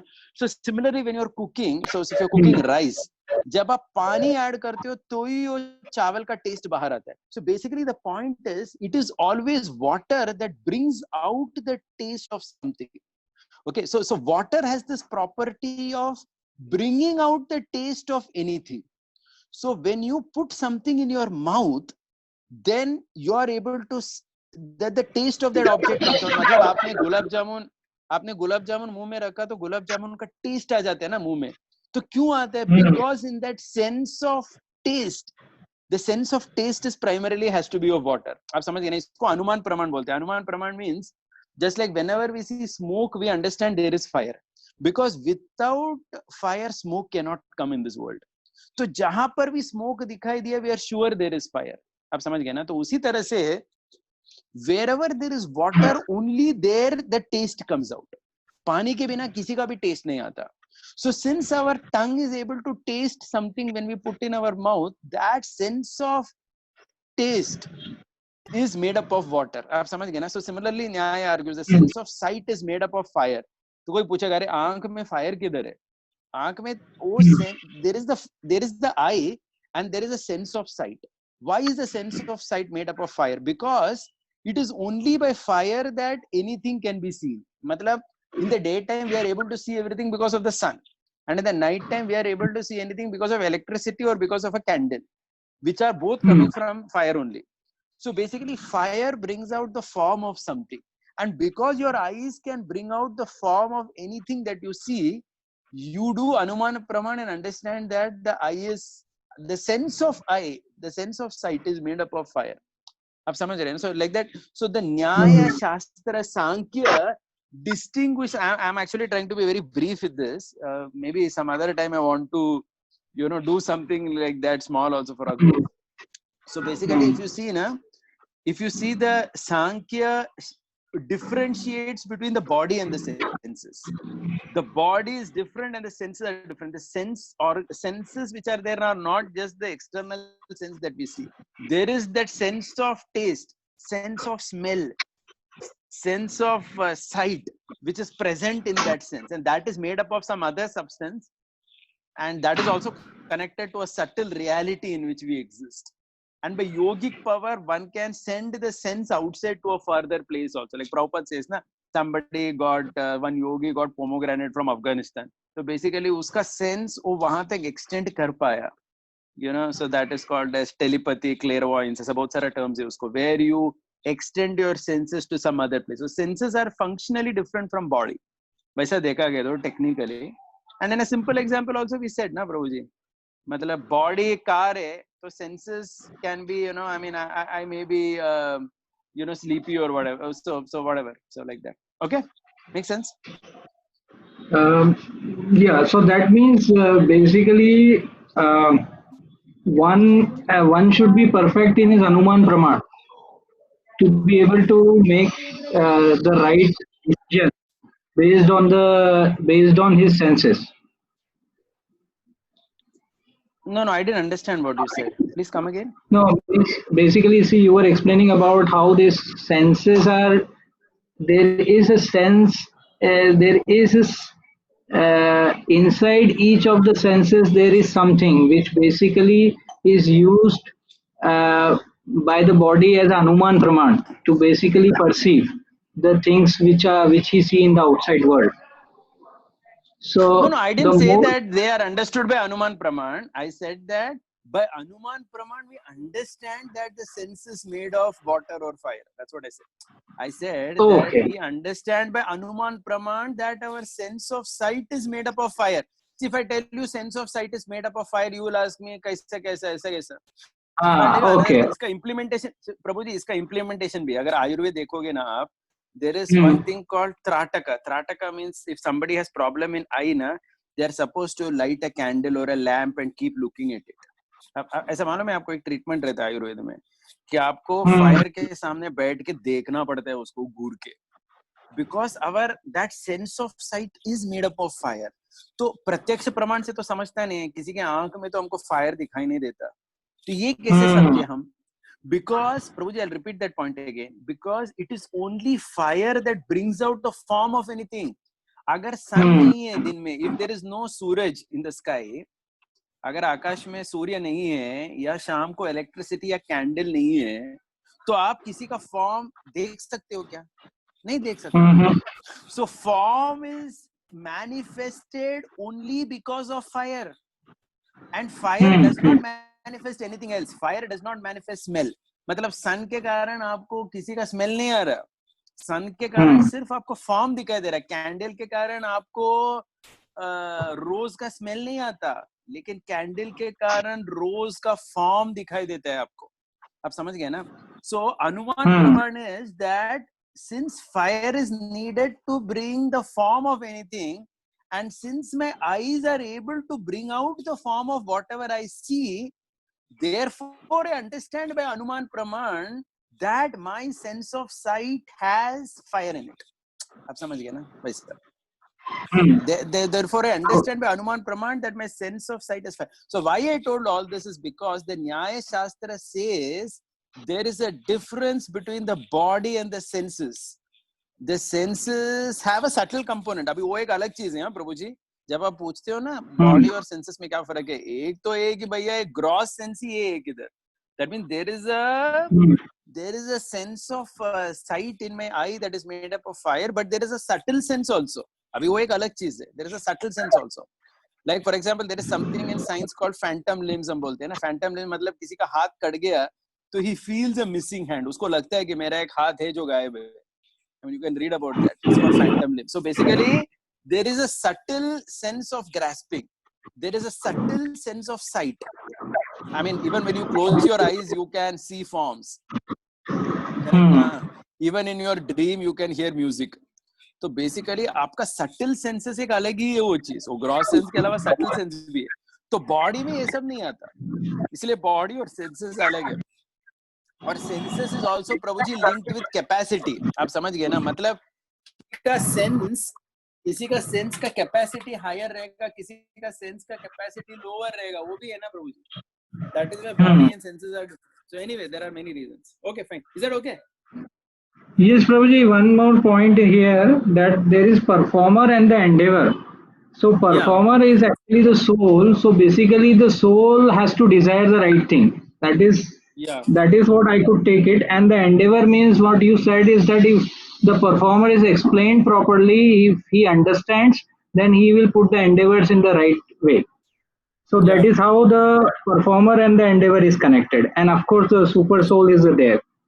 Yeah, Okay, super bro. soul is part Perfect. of Deva. Yeah. Yeah. Thank you, Prabhuji. Yeah, thank you. Hari Bol. Yeah, Gaurav Prabhu. Prabhu, can you hear me? Dandavats Prabhu. Yeah, please go ahead. Dandavats Prabhuji, how are you?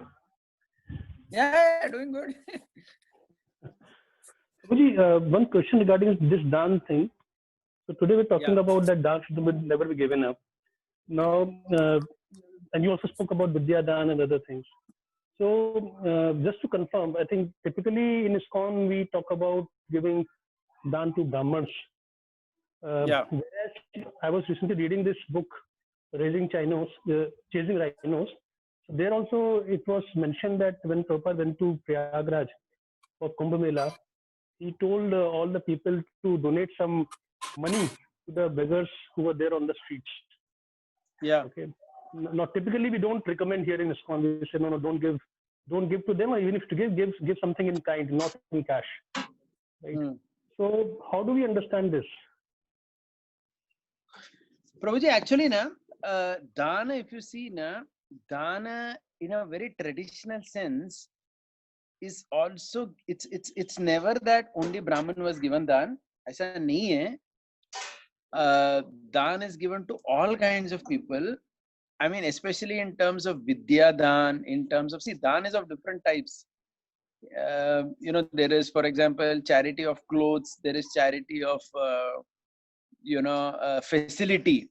So, for example, there was one of our devotee, his father is in Karnataka. He passed away recently. He arranged the marriage. He would give Mangal Sutra to these poor families. These poor families in Karnataka, when their girls would get married, they would not have money to buy gold ornaments. So whenever he would come to know any girl in Karnataka, in the tribal areas and all, when they were Hindu girls, when they got married, if they did not have money to buy gold, he would ensure that they get a Mangal Sutra. He would do the charity of that. He was the father of one of our godbrothers in Bombay. He's a businessman, so he used to do this dan all his life. So if you see, Prabhuji, dan is given to all kinds of people who are deserving. Deserve means who need it. आप समझ गए ना? मतलब even a poor person, उसकी बेटी के शादी के लिए उसके पास नहीं है कुछ, मंगलसूत्र देने के लिए सोना नहीं है, and if somebody is a wealthy person and he can give it, then that is also considered bona fide only. It is not that अरे नहीं वो ब्राह्मण स्त्री नहीं है, वो ट्राइबल है इसलिए उसको नहीं देने का, उसको क्रिश्चियन बना के रख दो, बस हम सिर्फ ब्राह्मणों को देंगे, ऐसा कभी नहीं था. You see very clearly, our Kshatriyas and others would give charity to different types of people. See, Brahman charity was given primarily because he was engaged in Gurukul activity. He was a teacher. तो उसको गुरुकुल चलाने के लिए facility चाहिए था, इसलिए उसको दान दिया जाता था. एंड ब्राह्मण का आउटरीच भी ज्यादा होता था in one sense. So that Brahmin का दान was always there. I am not questioning that part is always there because he was giving gurukul na, he was running gurukul na. If you see Brahman in Vedic times, वो कौन था, क्या ब्राह्मण करता क्या था, वो गुरुकुल चलाता रहता था. और Gurukul was not fee based. वहाँ ये नहीं होता था ना कि भाई इतना डोनेशन देने का, इतना पैसा देने का. So basically he needed charity, so he would function like that. But that doesn't mean that other people were not given resources. Dan is always given to anybody who needs something. It may be somebody who is sick, he would need medicine in dan. Somebody who is not having education, he may need education in dan, vidya dan. So all types of dan is to a needy person who needs it, and that person is considered deserving. So बहुत बार हमको क्या होता है, deserving जब हम देखते हैं भगवत गीता में भी कृष्णा सेज ना, we will discuss this maybe some other time. 17th chapter Krishna talks about it, dan in 3 modes. So he says that dan should be given to a deserving person. वो deserving person का मतलब ये नहीं कि सिर्फ जो ब्राह्मण है वही deserving, ऐसा कभी नहीं था. So I think that is also a very, very isolated idea. I mean, no, we are not against Brahman getting done, but to understand that he's the only fellow who gets, there is again, very limited understanding. Make sense? Gaurav Prabhu? No, yeah, makes sense, but still, I've got, I mean, not completely answered. So, what about giving cash or kind? How do you understand that point? See, Prabhuji, that's what, na? See, deserving person means if you have given cash to someone and you know that person is going to use that cash for that particular purpose properly, then that dan is a deserving only, na? Simple thing. Now, one devotee was recently telling that, there is one person who runs a Gurukul for, many orphan girls in Orissa. Some 300-400 orphan girls he has. Correct. So during this lockdown and all, many of these people, did not get enough money to run their things, etc. So they approached some of our devotees and they gave money also to them because he's a deserving person. See, he's not a devotee, quote unquote, but he's a nice Hindu person. He's running an orphanage for 300-400 girls and he's genuinely using the money for that. So when you say that you should not give cash, I think that is basically to that undeserving person. Undeserving means what? It could mean many things. See, somebody is saying that he wants money for something, but let us say he takes the money and goes and drinks in the bar. फिर आपने undeserving person को दे दिया ना, मतलब आप समझ गए ना? So basically that means he's using that money for mischievous activities. Then he's undeserving. But if he's using that money for that activity that is stated, and that activity is ultimately in line with dharma, then you can't say that he's an undeserving person. आप समझ रहे हो ना point? आप समझ रहे हो ना? तो ऐसे, so generally to most of the beggars on the street, one doesn't give money because unfortunately in India most of these beggars are actually professionally, they're doing it. Like as in, they just send children on the road to beg and, they will smoke BDs at night. तो ऐसा आदमी को पैसा देना, in one sense it's kind of, that means he's not going to grow in dharma. But if somebody is a needy person and he is going to grow in dharma, like I gave you examples, a girl wants to get married, she doesn't have money for Mangal Sutra, or these are very genuine cases. There are cases like that all over. So such people, you can't say that you will not give them cash. ऐसा नहीं होता. तो उनको cash के बिना कैसे करेंगे? Right? So basically, see, in from the Gita perspective and from a social perspective, dan is given to people whom you know also. See, generally in India, villages or towns were such that people knew who is the person asking, uska kaam kya hai. ऐसे कोई, random guy whom you did not know what he's doing, you wouldn't give charity like that. Correct? Make sense?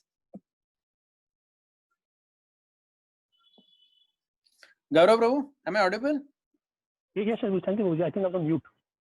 So thank you very much. Yeah. Thank you. Hare Krishna. I think it's over, right? Anybody else had any other question? Is Shamlila Prabhu's hand up for another question, or is it that okay? Damodar Ashtakam Prabhu has a question. Please go ahead, Damodar Ashtakam Prabhu.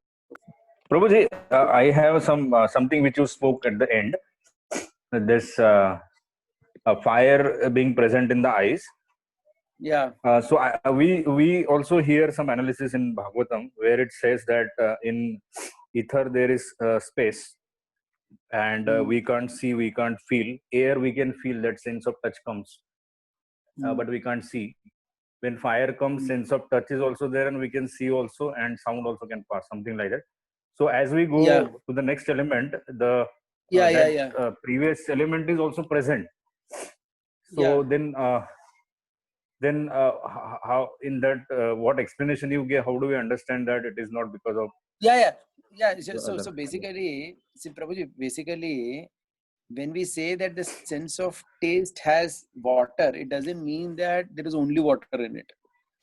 All senses are always present, but water takes prominence in the sense of taste.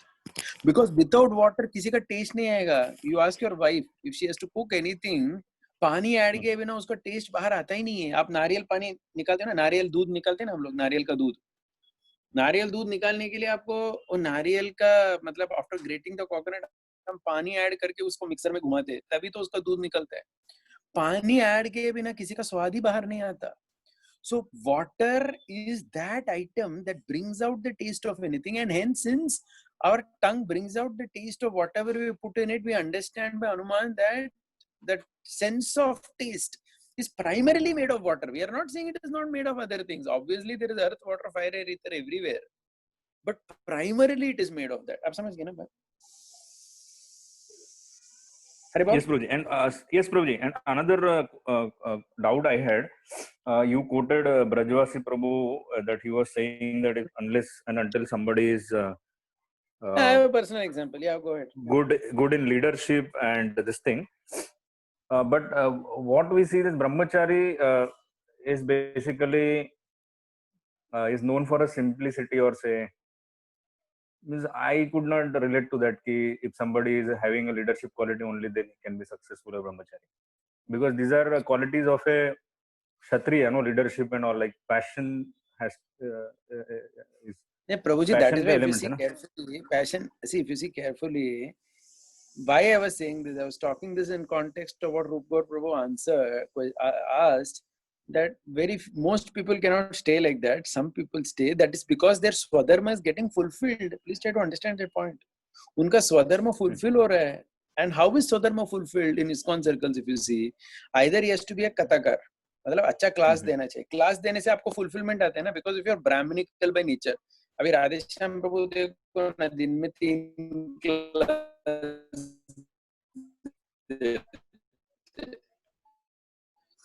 तो उनको उसमें एक प्रसन्नता आती है ना, उनको एक सेटिस्फैक्शन होता है, because is Brahmanical by nature. तो क्लास देने से उनका वो डिजायर फुलफिल होता है. Come on, if his need is not fulfilled, anybody in the world will be miserable. आप समझ रहे हो ना बात? क्योंकि ब्राह्मण जो होता है, he has to give knowledge. अगर वो नॉलेज नहीं देगा, वो पागल हो जाता है. उसको लगता है यार किसी body need not be like that. So another skill is what को, यार जो टॉप मैनेजर लोग देखो आप, राइट, उनको टेरिफिक स्किल है वो. It's not an easy thing. So it is sometimes a combination of Brahmin and Kshatriya. They are speakers also and they are very good managers also. That is why they are able to feel that fulfillment, na? See, please try to understand that fulfillment in your swadharma is important for everybody. See, brahmachari simplicity, we say that in a, kind of, I would say that we say that initially, but it doesn't work like that always, that somebody is very simple, humble, ऐसे बैठा है कोपचे में. Unless उसको fulfillment नहीं, वो टिक नहीं पाएगा 50-60 साल. उसको टिकने के लिए चाहिए ना, कुछ रस चाहिए ना उसको. ठीक है, भक्ति रस है, but besides that also, from his bodily perspective also, things have to be fulfilled, and that is fulfilled only if his particular nature is addressed. आप समझ रहे हो ना? वो नेचर जब तक एड्रेस नहीं होता, वो फुलफिल नहीं होता. सिंपल बात. That's what I said. Okay. Okay, maybe I still could not means clearly understand fully. Okay. Thank you very much, Okay, everyone. fine. Hare Okay. Krishna. Yes. Is there any other question? Rishabh has a question or what? I don't know. Hare Krishna, Prabhuji, Dandat Pranam. Go ahead. Yeah. Prabhuji, as you told, there are 5 causes of action, and apart from this Daiva, there are still these 4. But I also heard that these 4 can also be said, or we can say that Daiva is only the cause of all these 4 as well. So how to understand in that way? One second. Please read Bhagavad Gita 18.13 to 15. See the text very clearly, what Krishna is saying. Sometimes what happens now, when we speak like this, we indirectly, I'm sorry, I'm not saying about you, but whoever says like that, we end up minimizing the importance of Krishna's words. Krishna has said in Gita, there are 5. And by the way, Krishna has not even said that one is more important than others. Okay, so though generally we understand Daiva is most important, Prabhupada also says that. But Krishna doesn't kind of make that point very clear in that 3 verses. Are you getting my point? Krishna simply says there are 5 factors, and Krishna says that anything right or wrong happens is because of these 5. So to say that Daiva is only important over everything, we are minimizing the other 4. Please remember, we can't do that. Is that clear what I'm saying? No, Prabhuji, what I meant was like body or senses. So it is due to our Daiva only that we get these 4 things as well. So that is what I was asking. No, I'm one not second. saying that. No, 1 second. It is due to the deva you got a body, but how you are maintaining that body is up to you, na? That endeavor is up to you. Please try to understand. See, deva has caused a particular. अभी simple देखो, कल का air crash देखो, कल बारिश हुआ, correct? हाँ, तो body में Yes. problem था ना, body मतलब landing में problem था ना, लेकिन भगवान ने किधर बोला है कि ऐसा बारिश के टाइम तुमको लैंड करना है? अभी technically if you see according to शास्त्र चातुर्मास में you are not supposed to go anywhere. Why you are not supposed to go anywhere? Simple, उसमें एक scientific reason है. आप कहीं यहाँ वहाँ जाओगे, बारिश होगा, snakes and scorpions come outside. You are supposed to sit in one place. So there is a Srishti of Krishna, correct? लेकिन हमको हमेशा घूमना है, हमको पानी में घूमना है, सब में घूमना है, so then बारिश में घूमना है, so then we bear the consequences of it. आप समझ रहे हो ना? So basically, see, Deva, see, so you can't put everything on Deva. See, Deva has given me body, but I maintain my body and senses also, na? If I'm sleepy and I drive a car, I will meet with accident. Can I say Krishna made me sleep? Arey, I didn't sleep last night, man. अबे तमाल कृष्ण महाराज का जब accident हुआ, it was a very simple case of the driver falling asleep. Driver सो गया wheel पे, इसलिए accident हुआ. अभी वो क्यों सोया? 4:30 बजे निकले थे वो लोग मायापुर से कार में. पता नहीं वो ड्राइवर ने कम से कम 7 घंटा सोया था क्या रात को? सोया रहेगा 12 बजे और उठा 4 बजे. नींद आ गई, ठोक दिया गाड़ी को. आप समझ रहे हो ना बात? So basically, see, try to understand. Krishna has given you your senses, but if you don't keep your senses in order and then you do an action and then there is an accident or a problem, then you can't push the buck to Deva. It is because of your senses and endeavor only the problem happens. Simple as that. Is that okay? Yes, Prabhuji, I want to reiterate what I am thinking now. Prabhuji, because of this, suppose I am doing some activity, and because of my current actions, Daiva is forming, and I am getting some activity. So I may not be sleeping for 4 hours to get that sleepiness in my driving, but it may also happen that the mode, I mean, like the guna. That our body is like when we were born, we have some characteristic in our body. I may be a sleepy person. So in that sense, I meant that Daiva is only giving, causing these 4 things as well, not this separate No, it's not Daiva like as that. Daiva. Understood. But if my body is a kapha prakriti body, I need 8 hours sleep, then I should sleep 8 hours. Okay. अब बात समझे ना? See, like according to Ayurveda, kapha vata pitta, if your body is made up of kapha, you need more sleep. So sleep 8 hours and drive, na? So you have to adjust your senses also according to that Deva what you got, na? If you don't, correct, na? So are you getting it? Are you getting what we are saying? So, Yes, so yes, basically, yes. you can't see. So I agree with what you're saying. Deva is important among the 5, but my worry is that if we push so much importance of Deva and forget the importance of the other 4, we are missing something important in the Gita. That's all what I'm saying. Is that okay? Yes, Prabhuji. Haribol. Thank you. Roop Gaur Prabhu, you have another question? Yeah, Prabhuji, if you allow. Just extension of what you told only. Yeah, please go ahead. Prabhuji, regarding you said about this accident which Tamal Krishna Maharaj went through.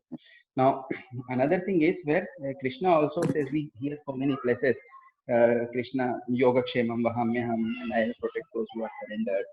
And so how do we see the protection in this thing also? I mean, this is one way to look at it, and that is definitely very logical to see that the driver, because he couldn't have a sleep, it made that accident.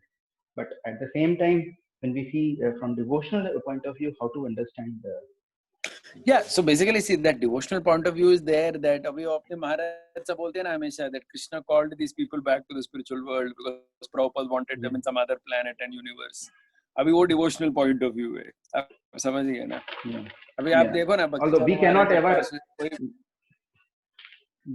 ever find it out till we reach there. It takes you can never find out reach there. So my point is, see, देखो basic लोगों के लिए कृष्ण ने कुछ rules भी बताया भगवत गीता में, उसके हिसाब से आप देख लो. अभी कोई बहुत Yeah. बड़ा व्यक्ति है तो हो भी सकता है कि भाई जैसे महाराज बोलते हैं, अपने महाराज तो हमेशा वही बोलते हैं कि something happens and Prabhupada has called them, Krishna has called them. So that may be the case from at that level.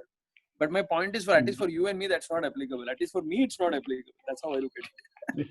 Yeah, understood. And Krishna's protection ultimately is also Prabhuji. Krishna's protection, we have discussed that. It's also at the level of protecting the consciousness of the person and everything. We can't expect that, you know. See, that's what we can't expect that I violate some basic rule and then Krishna will protect me. Aisa to nahi hoga. Yeah, that's clear. We have discussed that many times. Yeah. Okay. Thank you. Hare Krishna. We'll stop now. Dandavad Pranam. Thank you. Hare Bol. Thank you, everybody.